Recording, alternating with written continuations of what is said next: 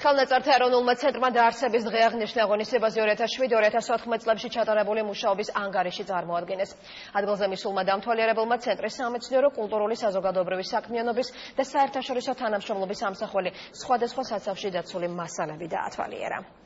ამ ბოლო წლებში გააქტიურდა ბევრი ის მიმართულება, რომელიც დასვა ახალმა რეალობამ, თანამედროვე მიდგომებმა, გავააქტიურეთ საგანმანათლებლო მიმართულება, საგამოფენო, საზოგადოებასთან ურთიერთობის მიმართულება, რესტავრაცია, დიგიტალიზაცია, ეცადეთ შეგვენარჩუნებინა ეს დიდი ტრადიციები, რაც ამ დაწესებულებაში დაგვდა და დღეს დაარსების დღეს გადავწყვიტეთ, რომ ერთგვარი ანგარიში ჩაგვეყარებინა ჩვენი საზოგადოებისთვის. ჩვენ დავიწყებთ ამ დაწესებულებისთვის შესაბამისი ინფრასტრუქტურის მშენებლობას.